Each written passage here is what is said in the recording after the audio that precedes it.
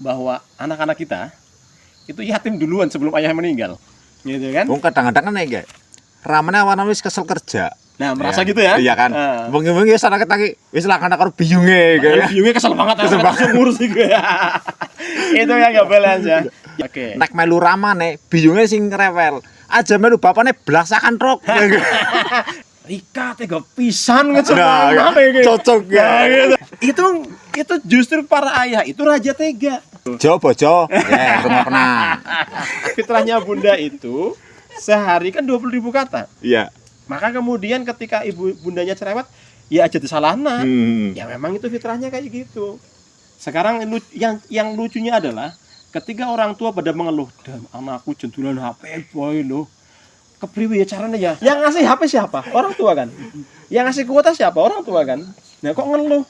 Apakah fatherlessity ini lebih ke kondisi fisik, tidak ada ayah mungkin lah ya, atau psikologi?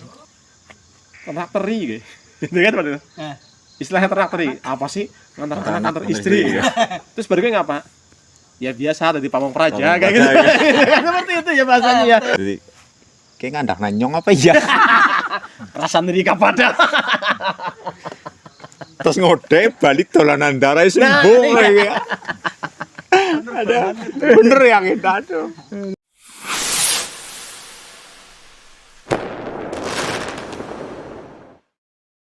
Dirman lagi pada medang.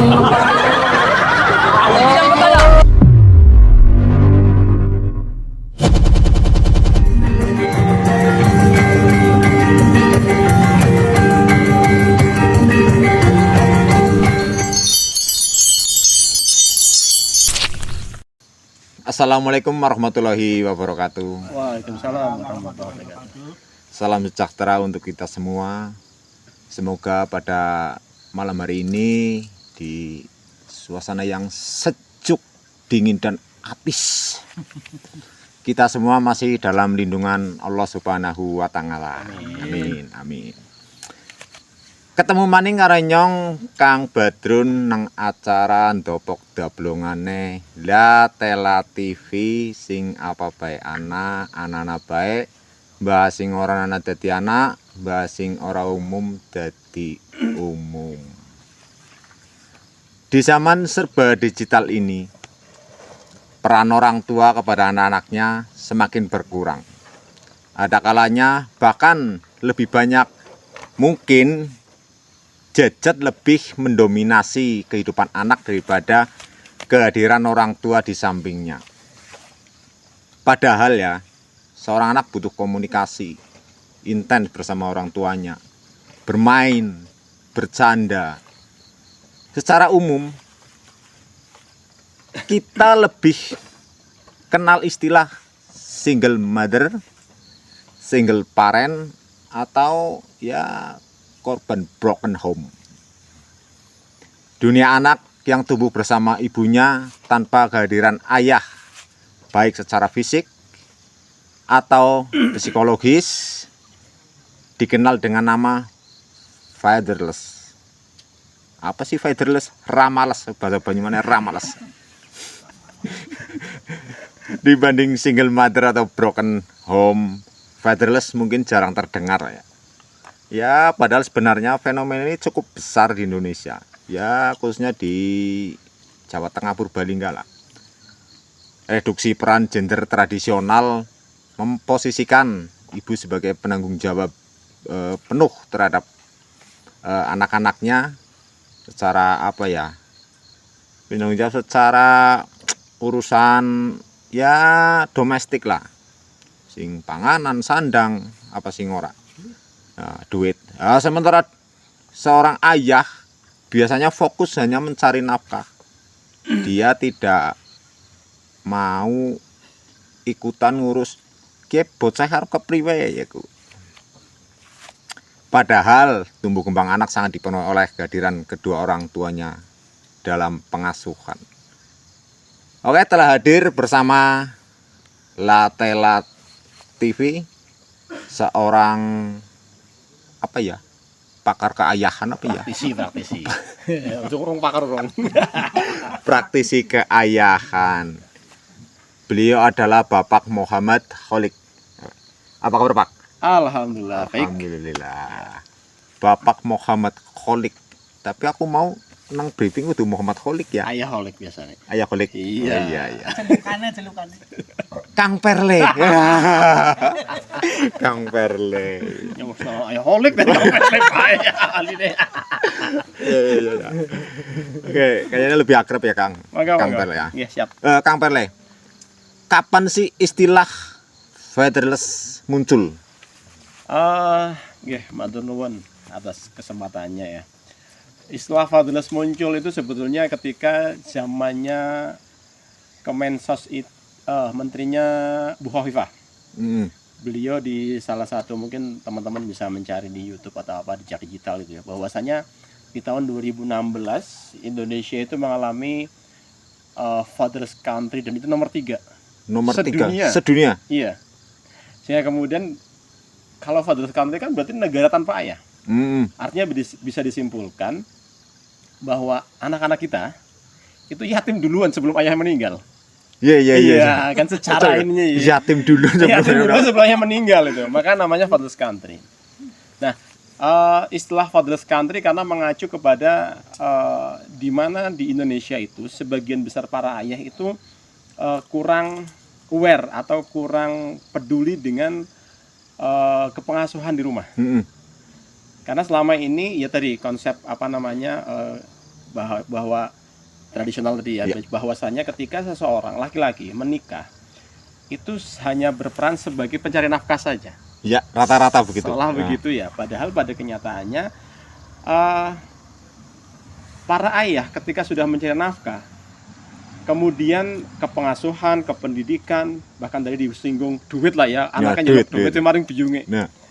Karena kemudian fungsi ayah hanya difungsikan sebagai pencari nafkah. Nah, ini yang kemudian akhirnya menjadikan Indonesia mempunyai istilah fatherless country. Fatherless country. Iya, negara itu. tanpa ayah. Negara tanpa ayah. Nah, terus apa sama dengan single parent? Sebetulnya ada hal yang perbedaan adalah gini. Single parent itu kan hal yang kadang-kadang karena ditinggal salah satu orang tuanya, meninggal dunia atau mungkin divorce atau cerai segala macam. Nah, permasalahannya adalah istilah fatherless country itu mengacu dari proses ini kemudian menjadikan hasil negara kita itu nggak baik, Mas. Nggak baiknya untungnya sama Kang Badrun. Yes, Kang Ya, Badrun. Kang Badrun. Ya, Kang. Kayak gitu, Kang, masalahnya. Yang terjadi adalah Indonesia ketika tidak hanya Indonesia, ketika seorang ayah tidak memperhatikan atau tidak membersamai tumbuh kembang anak 0 sampai 14 tahun katakanlah. Kan fase anak-anak itu kan 0 sampai 14 tahun. Karena saya bicara kepengasuhan itu kan dari konsep muslim. Karena saya seorang muslim, kemudian konsep seorang muslim adalah bagaimana anak-anak itu hanya di usia 0 sampai 14 tahun. 15 tahun sudah dewasa harusnya. Nah, ini yang kemudian harus di mindsetkan lagi. Kembali ke setelan awal harusnya, karena selama ini yang namanya anak-anak itu nganti kuliah nganti segala macam masih anak-anak. Nah, padahal dalam Islam itu 0 sampai 14 tahun itu masa anak-anak. Nah, dalam masa anak-anak ini ketika seorang ayah tidak membersamai tumbuh kembangnya, baik itu kepengasuhan, pendidikan, maka yang terjadi ini riset dari guru kami, nama beliau Ustadz Adriano Rusfi, beliau seorang psikolog. Di mana beliau pernah menjadi anggota BNN DKI selama 6 tahun. Beliau melakukan sebuah penelitian ketika anak-anak di 0 sampai 14 tahun tidak dibersamai para ayahnya, yang terjadi adalah 7 kali rentan terkena narkoba. Itu. Kemudian ada lagi sebuah penelitian tesis dari seorang psikolog, kalau tidak salah namanya Budiah. Beliau juga memunculkan data ketika seorang anak tidak dibersamai ayahnya 0 sampai 14 tahun, selain kena narkoba, mereka rentan temperamental. Kedua, rentan depresi, kemudian rentan seks bebas, kemudian rentan LGBT. Nah, ini sedang marak sekali. Dan ini by data, bukan barang jere. Udah atul jere kulak tapi nyata. Ini adalah penelitian dan itu secara ilmiah sudah dipertanggungjawabkan karena itu hasil penelitian. Nah, Indonesia ini sekarang panen, Mas. Kang, ya kelalen panen.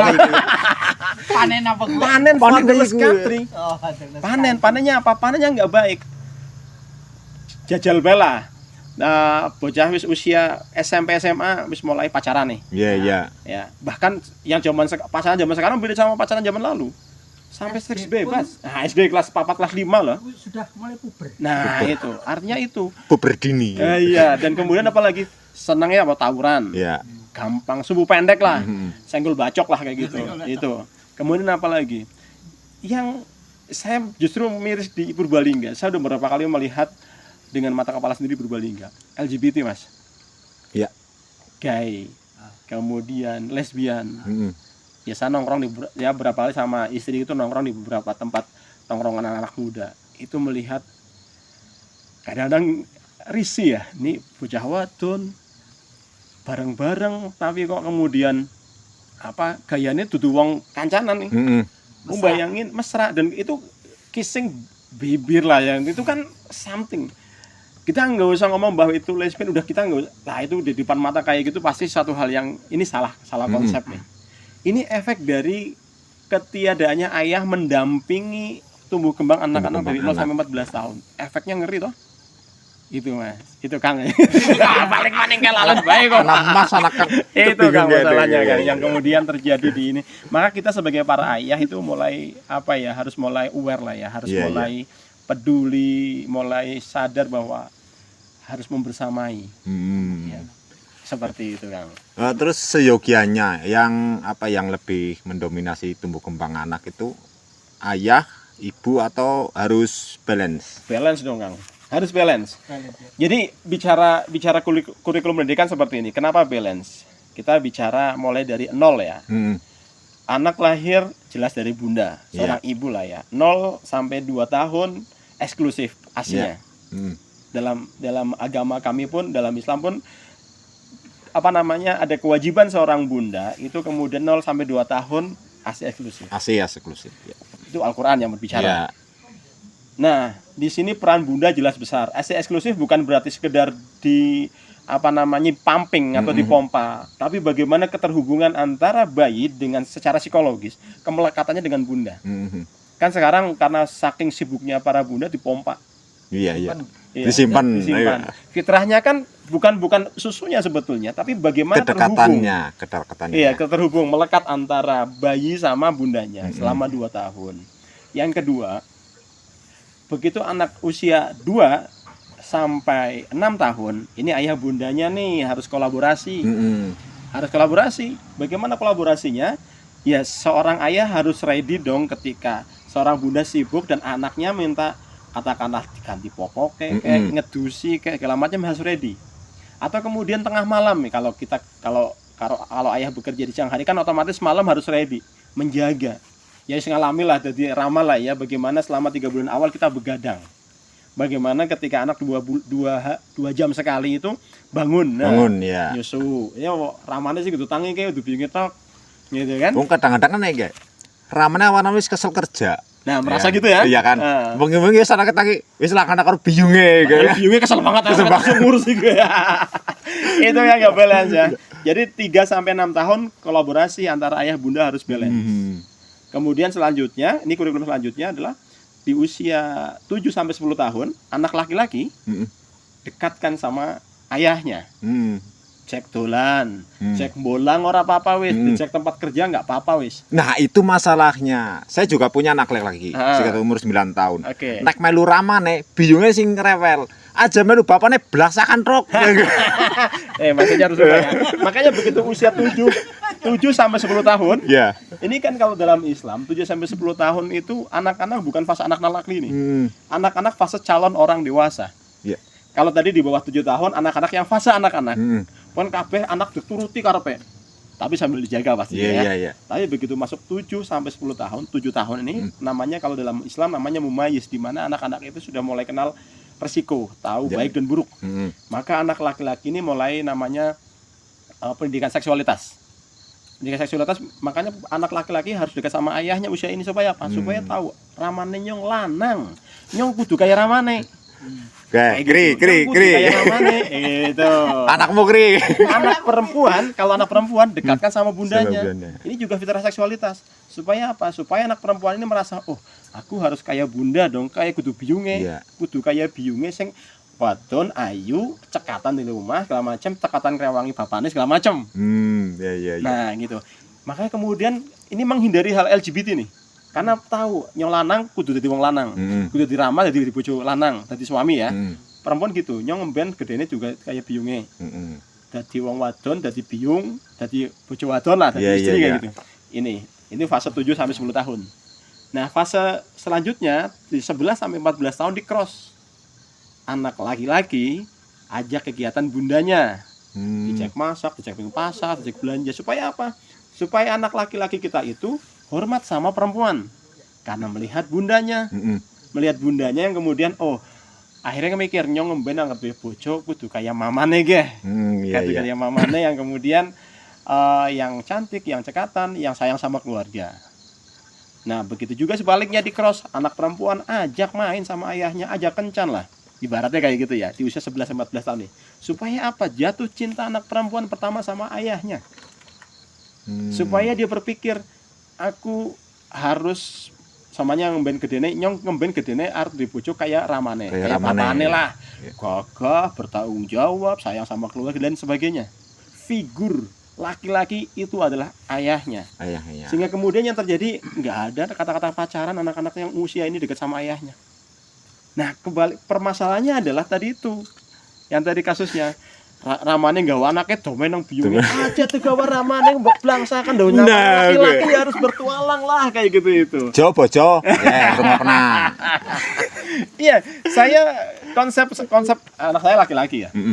Saya 7 tahun itu saya udah mulai ajarkan navigasi, ajarkan masak nang kompor di portable gitu ya. Tapi masih 7 tahun. Begitu 8 tahun saya ajak naik gunung. Bukan najat puncak ya, tapi bagaimana dia merasakan kehidupan yang unpredictable, yang kondisi tidak terprediksi. Gunung kan kadang-kadang nggak prediksi nih. Iya, iya. Tiba-tiba kita kehabisan air, maka dia harus survival. Ajarkan survival buat anak-anak kita. Kenapa kita mengajarkan survival? Ini konsep pendidikan petualangan ya. Kenapa anak kita diajarkan survival? Supaya anak kita dekat sama Allah. Kenapa dekat sama Allah? Karena ketika survival, ya, ketika kita survival, bertahan hidup ya, mempertahankan hidup. Kenapa kita survival dekat sama Allah? Jaluk tolong sama maning. Iya, iya benar. Angger kemudian kondisi wis ora teng apa-apa. Ora teng apa-apa, ora nanas apa-apa. Itu kan mari Gusti Allah tok. Maka ini pemahamannya. Salah satu yang dipahamkan. Survival juga mendidik anak kita dalam kondisi yang tidak terprediksi, dia bisa keluar dari kondisi yang seperti itu. Kondisi orang di panganan, orang alas, anak panganan, macam ini belajar basic ya. Atau ketika survival urban, saya konsep survival ada 2, urban survival atau city survival dan jungle survival. Urban survival, maka saya tadi cerita ya, tak kasih uang, kamu naik bis, ayah jemput di sana. Yang tadi saya cerita di Jogja, tapi yang saya lakukan sama anak saya itu setiap hari Selasa sampai hari Kamis itu kan les bahasa Inggris di Purwokerto. Ya. Saya antar ke Purwokerto hari Selasa, tapi pulang naik bis. Ayah jemput di taman kota. Kenapa? Kalau sekarang lebih enak, kenapa? Ada apa namanya trans Jateng. Ya. Itu kan jelas shelter. Nah, kita tinggal nunggu. Ini namanya kurikulum TK tadi itu. Kurikulum TK. Karena apa? Ya tadi Mas juga bilang tega banget ya kayak gue tak semua kayak gitu. Itu justru para ayah itu raja tega. Tega bukan kejam ya. Iya. Harus dibedakan bahwa kunci untuk mendewasakan anak itu salah satunya ya tega itu. Siapa yang jadi raja tega? Ayah. Yang jadi raja tega. Tega teman. Tega. Saya ngecul anak awal nangis Mas. Nyong tega temen ya yakin. Nyong ada tentang bojone nyong. Kena ke arep dididik apa ora dadi wong dewasa. Oh iya. Mau nyosing marah arep jarkoni jere. Bener enggak? Awal itu enggak tega, tapi begitu ke sini ini makanya salah satu yang harus dibekali anak kita apa? Doa. Kalau dalam Islam bismillah tawakkaltu 'ala Allah, la haula wala quwata illa billah gitu kan. Tawakal sama Allah. Ya. Begitu tecul maring bis, wis tawakal maring Gusti Allah. Kita punya keyakinan ketika kita ada doa itu, maka yang terjadi malaikat itu melindungi. Wis lah percaya maring Gusti Allah tawakal. Tekan ngana tekan wong anu esi apa namanya esi kalau shelter itu kan jelas shelter ke shelter. Iya, iya. Tapi sebelum itu juga dilatih, bukan asal cul nih. Sebelum itu saya ajak nih naik dari Trans Jateng dari Purwokerto, saya buka teja, tak kenalkan shelternya dulu. Baru berikutnya culna. Culna jarak pendek Purwokerto Sokaraja, busana kancane nyong senjukut. Jemput Sinau. Nah, baru kemudian 6 bulan setahun berikutnya tekcul sekang Purwokerto tekan Taman Kota sampai sekarang. Sampai sekarang nih ya di taman. Nah, ini pernah kejadian akhirnya nyasar kebablas tekan PMI. Nah, tapi kan sudah dipahamkan tadi awal dilatih dulu shelter. Terus solusinya apa? Nah, kita harus ngasih solusi juga, pemahaman. Nah, biar anak mikir. Namanya kita serahkan kurikulum ke Allah gitu ya. Begitu sampai PMI dia mikir, dia mau nangis kita. Namanya kan LK. Kemarin waktu nyasar pengen nangis gitu. Terus yang LK lakukan apa? LK lihat-lihat ya, bahasa kita orientasi medan lah kalau anak petualang, orientation. Oh, ada kantor PMI. Nah, di PMI itu ada teman ayah. Namanya Om Cinung. Namanya Om Cinung. Sehingga kemudian LK akhirnya lari ke PMI, kemudian maring kliniknya disit. Tanya sama resepsionis, "Tante, di sini ada karyawan yang namanya Om Cinung enggak?" "Oh, ada Om Cinung." "Adik siapa?" Gitu. "Saya anaknya temennya Om Cinung." Gitu. Iya. Begitu ke tempat Cinung itu, tempat Om Cinung itu kaget. Ketua kepalanya ketuanya Om Cinung lah. Katanya Om Cinung, Pak Imam namanya. "Nung ki siapa?" Gitu. Iya. "Lu ki anaknya Kang Perle." Oh iya. Ki anaknya Kang Perle gitu. "Kak, ngapain?" "Iya, aku nyasar Om." Gitu. Elkan nyasar. "Iya, anterin. Ayah di mana?" "Ayah di gede pojok." Gitu kan. Diantar tekan ngono ya domet Cinung. "Rika tega pisan ngecemana kayak gitu." Cocok ya gitu. Ya itu, tapi setelah Gimana? itu dia merasa berani. LK bisa tuh. LK bisa ngatasi hal-hal yang tadinya takut, ternyata LK bisa tuh ngatasinya. Nah, dari situ timbul rasa keberaniannya. Iya. Setelah itu saya tawarin, "Kak, ada program namanya survival camp seminggu di Bandung. LK mau?" Waktu itu anak saya umur 11 tahun. Iya. LK mau, tapi nggak sama ayah loh, kan biasanya sama ayah. Iya. Tapi nggak sama ayah, nggak apa-apa, kan LK udah berani kemarin nyasar, udah bisa solution maker bahasanya, menjadi problem solvingnya jelas, bisa gitu, berani. Ya maning tega gue akhirnya ya tuh ditegakna, akhirnya berani belajar survival camp di Bandung. Selama seminggu. Iya, dicul dewekan tek kantor lah ya, dicul dewekan yo, tek kantor tapi tek tinggal ya gue. Nah, ini kurikulum Tega seperti itu, ngoten Kang ceritane. Oke, ya. Kang Perle, apakah fatherless ini lebih ke kondisi fisik, tidak ada ayah mungkin lah ya, atau psikologi? Kalau konteks fatherless country di tempat di Indonesia itu lebih ke psikologi. Kenapa psikologi? Karena banyak para ayah sebetulnya kan secara fisik dekat. Secara fisik ya, ada ayah di rumah, tapi kayak nggak ada ayah. Iya. Nah, kenapa seperti itu? Ya aku pernah ngalamin cuek sama anak waktu anak saya di bawah 6 tahun. Waktu itu saya masih kerja di daerah Solo. Pekerjaan yang 24 jam on call lah bahasanya gitu. Selalu siap dalam panggilan. Sehingga kemudian yang terjadi, saya pulang ke rumah, ada anak, saya tetap kerja. Iya. Gitu kan. Karena apa? Karena waktu itu saya membawahi beberapa cabang toko outdoor lah ya. Sehingga kemudian mau nggak mau sampai jam 9 harus ready ngawasi, tapi online gitu ya. Nunggu laporan sampai jam 9. Mau nggak mau ya di depan HP. Iya. Mencecet ya. Iya, sebuah kejadian yang kemudian membuat saya sadar gitu ya. Pulang dari kerjaan masih megang HP, ngecek laporan segala macam. Terus anakku yang kan bilang, waktu itu anakku masih mungkin masih TK, usia 4 atau 5 tahun, agak lupa. Di situ ngajak main, "Ayah main sama LK sih." Gitu. "Iya Kak, nanti." Gitu kan. Tapi kan jenantine wong tua kan akhirnya kebablas. Nantinya buka kapan? Iya, gitu. Sampai pada akhirnya, "Ayah, Kakak boleh pinjam HP enggak?" Gitu. "Buat apa?" "Pinjam sebentar boleh enggak?" Jenenge wong tua kan iya. Apa yang terjadi? HP dibolong, no. Berantakan. Berantakan. Kaget itu. Untungnya saya nggak emosi. Langsung sadar, astagfirullahaladzim. Iya, kira anaknya nyolok perhatian. Dari situ kan sadar, iya kak, main sama ayah. Tapi balik maning, sedelah tok, gawean maning, ya. Tapi dari situ, berawal dari situ ayah mikir, iya, anak-anak itu kalau minta perhatian ketika sudah tidak bisa mengkomunikasikan dengan baik, kalau nggak jejeritan, dia akan melempar satu hal. Maka kemudian ketika anak kita tantrum, peran ayah itu sangat besar ternyata. Tantrum, teriak-teriak, wah jeritannya. Ketika bisa angel diomongi, bocah di bawah 6 tahun bisa angel diomongi. Artinya komunikasinya kan tersumbat. Iya. Yang bisa meredakan tantrum itu siapa? Ayah ternyata. Ayah nggak banyak omong malah. Pegang, peluk, cekal wis. Kalau ibunda kan enggak. Segala macamnya itu fitrahnya bunda ya. Rata-rata lo ya. Fitrahnya bunda itu Si kan. ngomong Kang Petre lo. Iya tapi benar itu. Fitrahnya bunda itu sehari kan 20.000 kata. Iya. Maka kemudian ketika bundanya cerewet, ya aja disalahna. Ya memang itu fitrahnya kayak gitu. Maka yang jadi apa namanya buat menyelesaikan masalah bunda ya omongan kan. Iya. Kalau ayah berbeda. Kalau ayah ada istilah seorang ayah itu silent educator, pendidik dengan diam. Sikot, bopong, peluk, wis nangis jora baik kene, sesuk nerem. Maka para ayah harus sadar diri. Itu yang positif ya. Iya, ada positif. juga yang diam negatif. Meneng cengeweng plek. Gue kekerasan. Kejam ya gitu. Kejam. Enggak tega itu kejam itu. Wah, yang namanya kejam itu. Ya kayak gitu itu. Iya. Jadi fatherless itu secara konsep karena secara psikologis. Ya. Secara psikologis walaupun katakanlah kita merantau nih, namanya mencari nafkah kan kadang-kadang tidak harus selalu dekat sama keluarga kan. Kadang merantau ke Jakarta atau bahkan ke luar negeri lah katakanlah.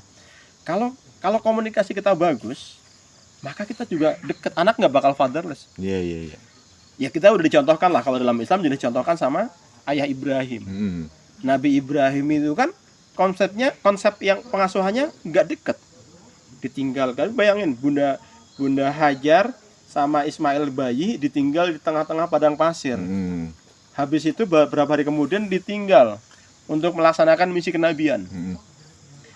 Ini yang menarik di sini adalah kenapa Nabi Ibrahim ini konsep LDM-nya bisa bagus. Bahkan ada yang bilang Nabi Ibrahim itulah bapak parentingnya Islam. LDM itu Long distance marriage, bukan LDR ya. Kalau LDR kan long relationship, itu kan pacaran. Nggak ada masa ya berku kan LDM, long distance marriage itu. Apa namanya, dalam kondisi menikah tapi berjauhan karena kebutuhan untuk mencari nafkah itu. Iya. Nah, sudah dicontohkan sama Nabi Ibrahim, ayah Ibrahim lah disebut seperti itu. Bagaimana ada sebuah dialog yang sangat menarik di mana ketika Nabi Ibrahim itu mau meninggalkan Ismail sama Bunda Hajar kecil, itu ada dialog sangat menarik. Ya ayah, katakanlah ini Bunda Hajar, ya ayah, engkau tega meninggalkan kami di tengah-tengah padang pasir yang tidak ada penghuninya. Nabi Ibrahim itu tetap jalan, tapi sambil pelan tega kan seperti itu. Iya. Jenenge ramah gitu. Kedua kalinya, ya ayah, kamu tega meninggalkan kami berdua di tengah padang pasir yang tidak ada penghuninya. Dia sambil jalan pelan. Tapi pada ketika kalinya Bunda Hajar bilang, ya ayah, kalau memang itu misimu dari Allah, maka aku ridho sebagai seorang ibu, seorang istri yang kemudian ditinggalin untuk apa namanya melanjutkan membersamai anakku di sini. Nabi Ibrahim cuma ngelik sebentar, begitu istrinya udah sadar nih.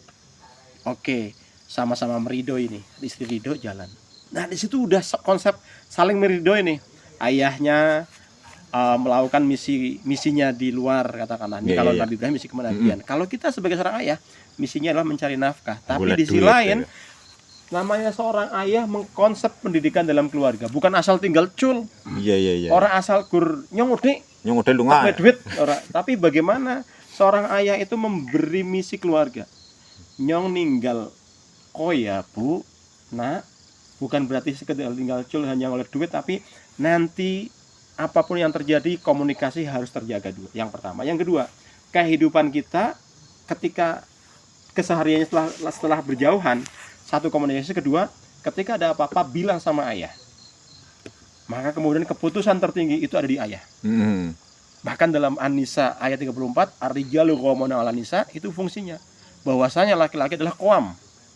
leader, pemimpin Leader, iya. wanita.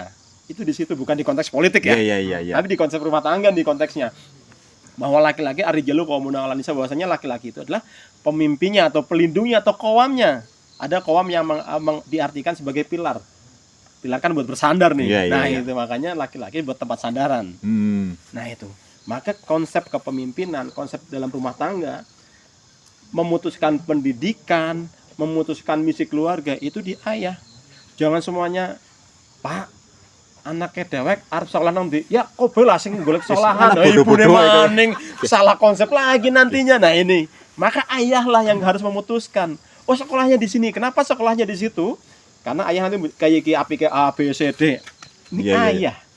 Maka walaupun berjauhan, maka yang terjadi adalah konsep remote fatherhood namanya. Iya. Fatherhood. Remote fatherhood. Mengendalikan rumah tangga menggunakan remote-nya ayah. Iya. Walaupun tidak tidak membersamai tiap hari secara fisik, tapi secara psikologi dekat. Komunikasinya bagus. Nah, sih pengen lah video call sebenarnya pangkat sekolah, anaknya di calling. Nah, kemarin ngapain aja? Hari ini mau ngapain aja dengan bercanda. Nah, anak kan dekat nih.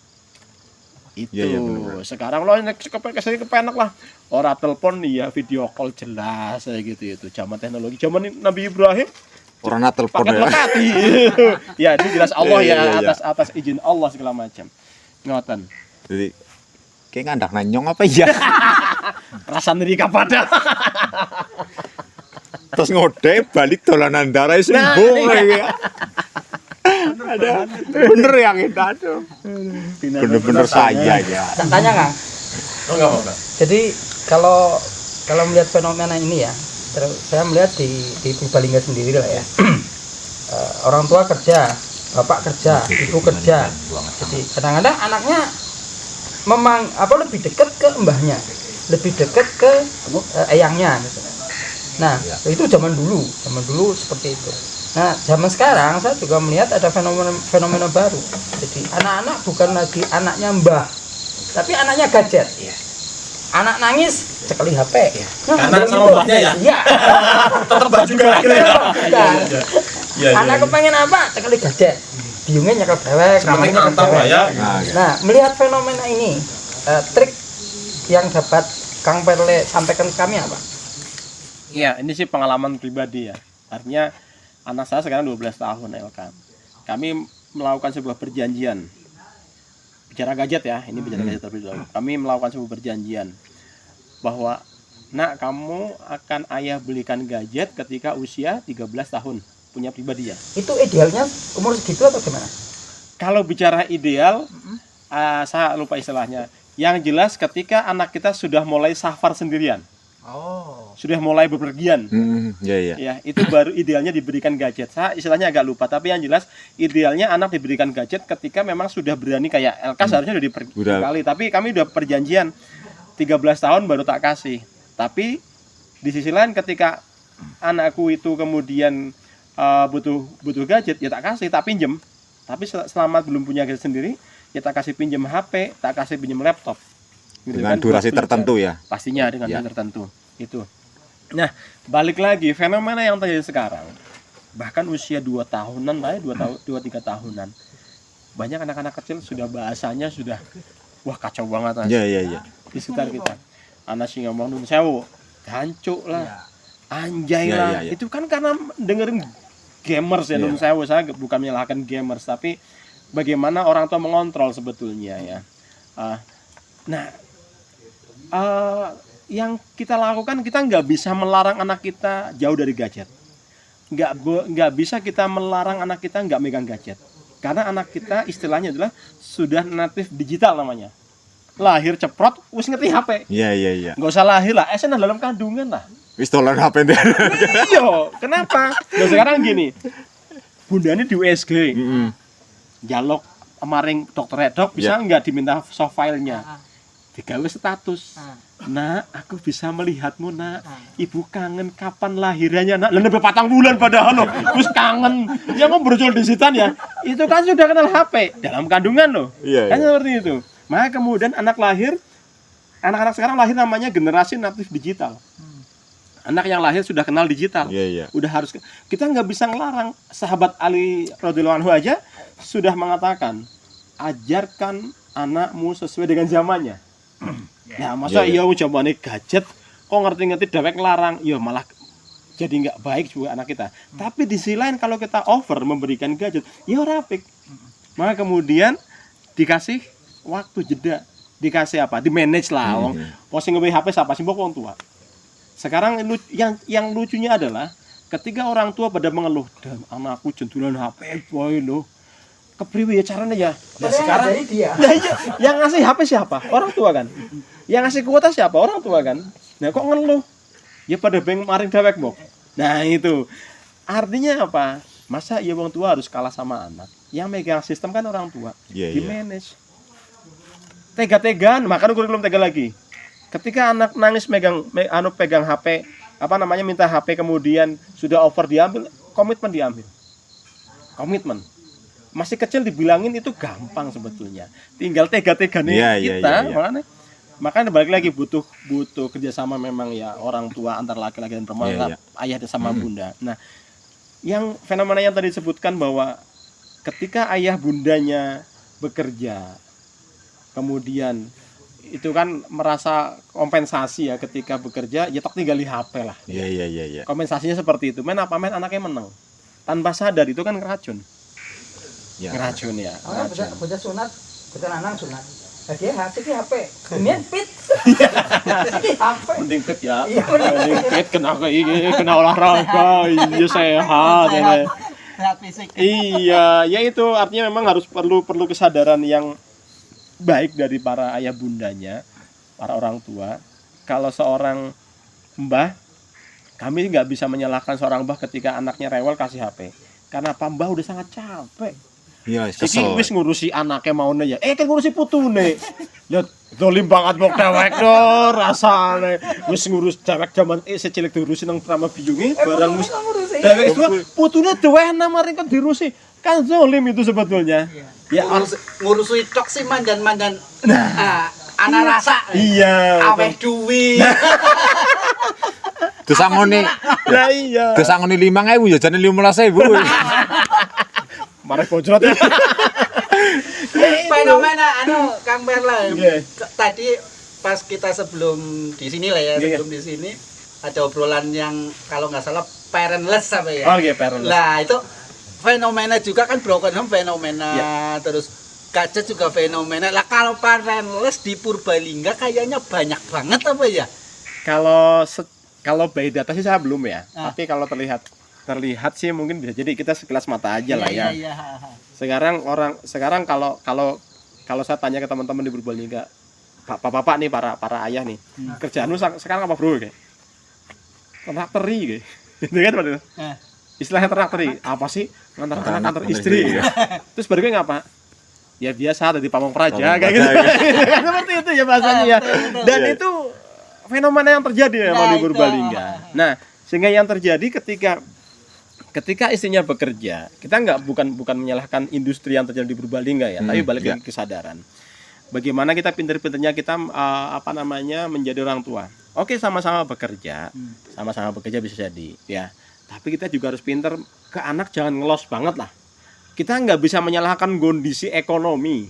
Kita sama-sama survive ya, sama-sama Iya. kepengen hidup. Maka kemudian ketika merasa ayahnya nggak cukup mencari pekerjaan, ya bundanya akhirnya masuk mau nggak mau. Iya, Tapi jangan lupa ketika yang terjadi nih di Purbalingga, ketika bundanya sudah bekerja di ranah industri, bapaknya ke malah buru-buran ya. Tilah-tilah. Penerbang ya, jadi Penerbangan, penerbang. ya. Nyawa dari jenengan loh ya. Nyong risan lah.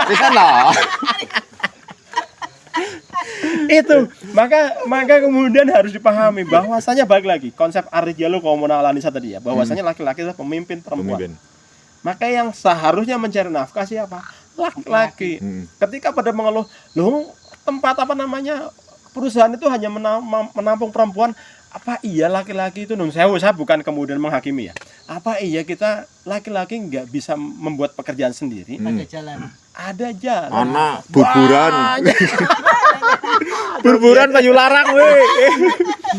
Banyak jalan untuk kemudian sebagai laki-laki kan diberi akal panjang. Iya. Bukan kemudian lah bojone yang wis ngodeke. ayam-ayam. sebulan. Ya, ayam-ayam. Maka yang terjadi adalah ketika nun sewu seorang perempuan sudah memegang uang, yang terjadi laki-laki dikuasai. Padahal kekuatan laki-laki jelas uang. Iya, iya. Nafkah lah ya, mencari Nafkah, iya nafkah, bukan berarti perempuan materai, materai ya. Tapi memang itu Anggun, kewajiban. Itu kewajiban laki-laki menafkahi perempuan dan Perempuan. anaknya. Bukan perempuan menafkahi laki-laki. Lah hilang wibawa nih gue. Maka kemudian yang terjadi apa? Banyak divorce atau banyak perceraian. Angka perceraian di Purbalingga termasuk tinggi, Bro. Dari 2016. Begitu industri naik, tenaga kerja wanita banyak dibutuhkan, yang terjadi nyong duit nyonteh nguripi dewek, nyonteh nguripi anaknya dewek, perempuan ya, sehingga kemudian las bojora penting. Fenomena sekarang memang begitu. Itu yang ya kita harus sadar lah ya, harus sadar banget bahwa kita yang bisa memperbaiki siapa? Ya kita ini nih. Iya, iya. Kesadaran dari kita ini para ayah. Mungkin pada nyinyir, jurus apa? Ngomong mah gampang. Ya memang ngomong gampang. Gampang Panjang iya, ngomong iya, iya. gampang. Oh iya gitu. Iya, iya. Tapi tinggal balik lagi ke kesadaran kita. Oke. Kayak gitu. Bagi pengalaman Kang Berle. Monggo siap. Nah, dulu istri kerja, istri saya maksudnya. Saya kerja. Terus anak itu sama mbah. Mungkin anak saya ngalami madrasah mungkin. Cuma kayak gini. Ketika anak saya jajan itu di atas 25.000 sehari saya sama istri itu aduh kayak ngodene semenen dong semenen siarep kepriwe kayak gitu. Usia berapa waktu itu? Masih usia PAUD. Nah 3,5 lah, 4 tahun. Pas saya berhenti kerja, nggak ada pekerjaan lagi, lah terus saya baru ngobrol sama istri ini bagaimana caranya biar anak jajannya itu berkurang jauh. Lah, ketika saya tanya ke anak, kamu di sekolah itu diajarin apa saja? Perempuan anak saya yang itu. Diajari pokoknya macam-macam lah, diantaranya itu soal kecerdasan. Bagaimana caranya kamu bisa menjadi cerdas? Nah, anak saya pas kebetulan itu ingat, cerdasnya itu harus banyak makan ikan. Nah, kamu udah pintar apa belum? Udah Pak, saya di sekolah kalau ditanya bisa jawab semua pertanyaan guru. Kalau di rumah sudah pintar apa belum? Gimana ya? Kayak gitu. Ada yang kurang. Kekurangannya itu kamu itu kalau jajan banyak banget. Itu kalau banyak banget menurut guru boleh apa enggak? Boros apa enggak? Boros enggak boleh. Kalau anak cerdas bagaimana? Kalau anak cerdas berarti dikurangi. Sekarang kalau kamu mau jadi anak pintar, mau berapa sehari jajannya? 5.000. Kayak gitu. Sejak hari itu anak saya itu memang jajannya itu cuma 5.000 sehari. Lah mungkin ya dari pembicaraan kita lah ya. Memang peran ayah itu sangat berarti lah ya bagi. Ini bayangin kalau bundanya yang ngasih solusi, tomain mainannya. Itu bagus, artinya gini, seorang ayah ketika mencari solusi bukan dengan omongan, tapi dengan perbuatan ya, dengan tindakan. Maka kemudian tadi pakai logikanya, cerdas, diambil cerdasnya. Oh, dengan makan ikan, gue ikan kape, nah diambil wis cerdas. Nah, itu keren itu. Di sekolah cerdas wis, pengumuman. Nah, gitu dialog kayak gitu. Ini yang perlu para ayah yang kemudian membuat solusi seperti itu. Maka namanya ayah selain silent educator, solution maker bahasanya. Membuat sebuah keputusan yang membuat sebuah solusi, membuat solusi yang kemudian solutif tanpa dimarahin, tanpa apa. Kan dialog gitu. Dengan dialog masuk logika. Iya ya benar. Nyong pinter berarti nyong komitmen dengan omongan. Kayak bapak nih gini. Terus gini Kang Berle. Sampai usia berapa sih seorang ayah itu harus mendampingi anaknya dalam tumbuh kembang lah? Oke, ya tadi sempat disinggung di awal ya. Fase anak-anak itu hanya sampai 14 tahun. 14 tahun. Jadi kita itu sama antara perempuan sama secara maka konsep anak-anak kan dibagi menjadi 3. 0 sampai 6 tahun itu fase anak-anak yang anak-anak.